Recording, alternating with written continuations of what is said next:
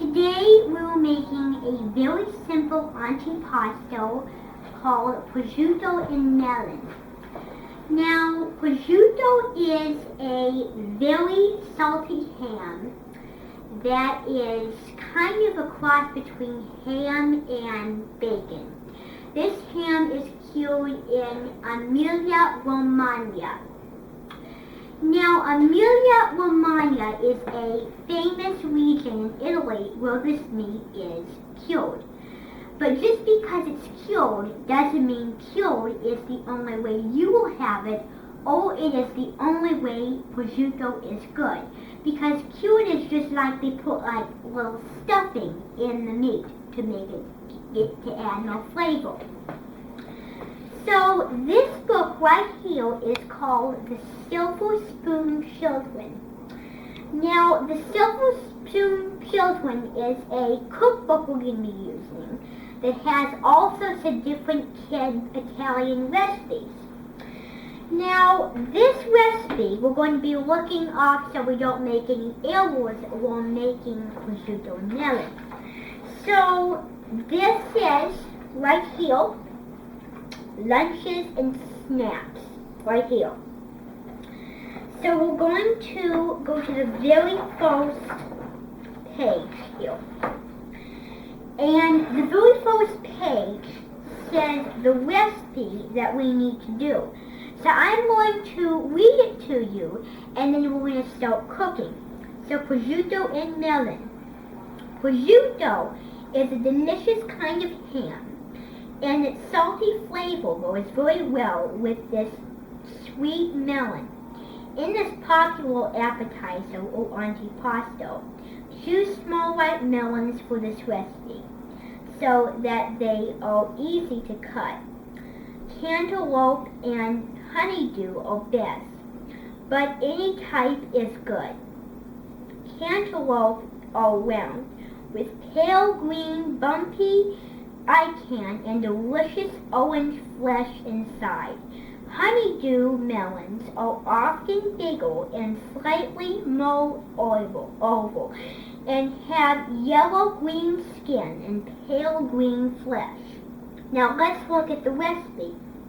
Now, for the making of prosciutto and melon, we need 2 small white melons, which we have that right here.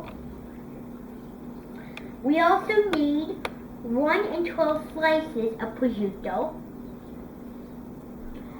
and 2 or 3 slices for each person, because prosciutto and melon is supposed to be only for like 3 people, not 2, because this is not a main course.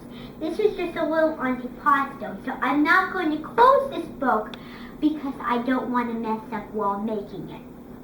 Now, we're going to talk about the melon first, because as prosciutto sits, they say it gets stinkier. So let's talk about melon. So you can make melon balls, which we did here, but I thought that would be a little harder to make because if we dig down deep, it ruins the orange flesh.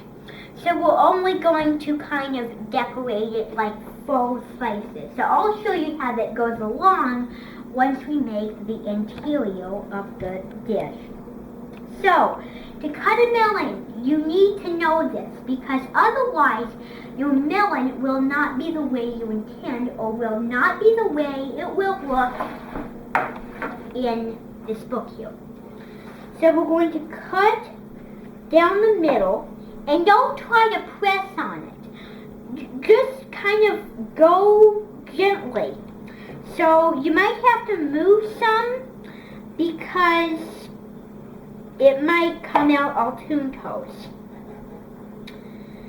So then cut maybe like 1 more slice here. That was too small, but it'll be alright. So we have 4 slices. We really don't need much melon because in this book it only has like 3 slices. We don't need very much. So we're going to put our melon on this bowl here. Then we're going to bring over our other bowl And we're going to cut again. Now, as I said in the last video, you should always get fruits or vegetables in season. Because first of all, they won't taste good. This smells a little, the season's over. It's like all like fall now. But the most important thing is you really want a nice, juicy, soft melon, because then it'll be easier for you to cut. Now, melon is a vegetable that grows in the fields in the food mill, and it is famous, and the way they serve it is in a soup, actually. Because in the food mill, they make a very classic dish called soupe à l'anglaise. Soupe à l'anglaise means soup with chopped up melon on top. Because a lot of their soups are really spicy. Because they put sriracha, they put all different kinds of hot peppers. So what they're trying to do, that's not a very good slice, so I'm going to just get rid of that. What they do is they cut it melon because they don't want to have people who eat the soup get a really chapped lips and get sent to hell by eating it. So they try to make it sweeter for people who cannot handle it. The spice is overwhelming for them. Now, we cut up the melon slices. Now we're going to talk about prosciutto. Now, there is two kinds of prosciutto I knew. Now, prosciutto, the two prosciuttos I knew is prosciutto di Parma and prosciutto di San Daniele, which is in another region, Friuli Venezia Giulia, that grows in the north of the east of Italy. So, I'm going to remind you that when you cut this, you do not want to get rid of the fat. Because if you get rid of the fat, it will be a moldy stem, which means it won't have that nice white flesh you really want. Because in Italy, they never waste anything unless it's bad for you. Because the classic way is to not remove the fat. So, they come with wrappers, and you don't want your dish to be inedible. So I will get rid of the wrapper. Whoops. Now, some prosciutto do not have a perfect interior, but it probably is going to have to be that way. So, now we're going to cut up little slices of all prosciutto. Now, it doesn't matter if you have prosciutto di Parma or prosciutto di San Daniele, but it does matter that you have a really good type of prosciutto that is edible for you to use. So, slices are not perfect. So now we have all different types of little slices. So what we're going to do when we serve this dish is we're going to spread them out. That one looks like a dolphin. But we're going to spread it out like that when we serve it. Then we're going to do the same thing. Now we might not use all this prosciutto because, as you can see, this bowl is not big enough. So we want to just kind of do this one a little neater. I hope this one may be a little better. Yeah, that's more neat. So then we're going to put the prosciutto on the bowl. It really doesn't matter what kind of prosciutto you use. Now just cut. Now, it doesn't matter how you cut, it just matters how you taste. It might not be the neatest. But yeah, it's going to have to be classic looking. So there. Then I think we might have room for like one prosciutto slice here. Then I might want to get rid of this one because that is, well, I might want to just keep it because I'm making a beautiful presentation for this. So now we're going to put the prosciutto on the bowl and cut even slices. And it looks to me like I'm not a master cutter. I was going to do a sashimi cut. Now a sashimi cut means you're cutting very thin.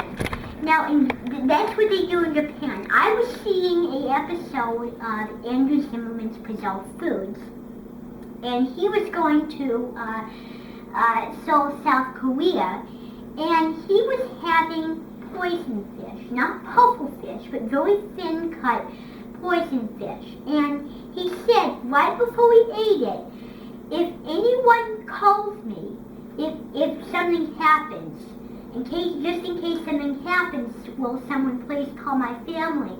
And they cut it really thin, that like they don't want people to get sick. Believe me, if I was there, I'd probably freak out and run away from that food. So now we're going to make our presentation, but first I need to wash my hands because I have prosciutto spread all over them. Now, if you want to be a little more exotic, you don't make slices. But here, as you can see, they made slices. But if you want to give the lily, you put honey on it and then have a beautiful presentation. Because savory and sweet really makes a really good dish combination. So this is how we're going to do it.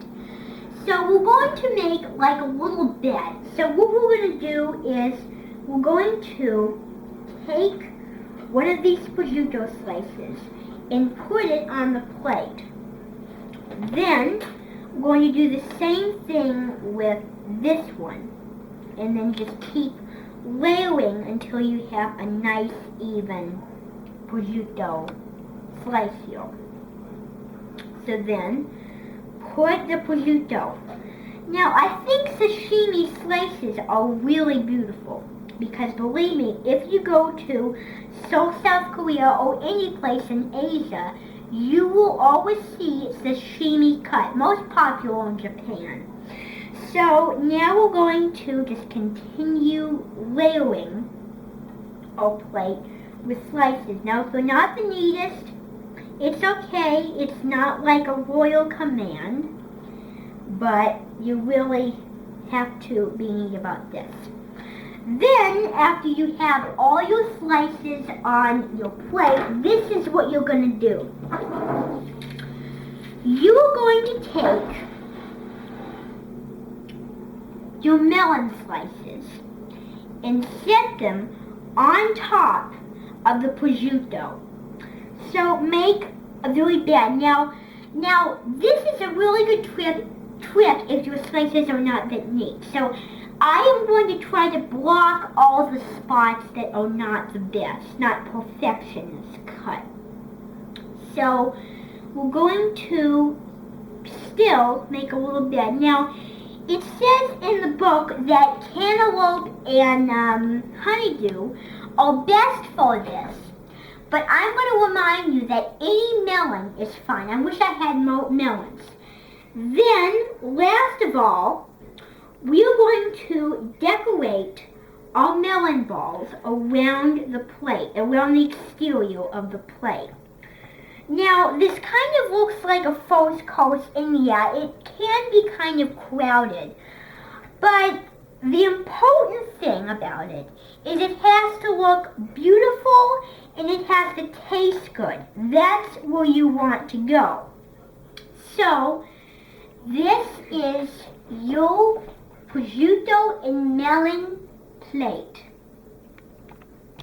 And until I see you again on Ever Cody, see you next time.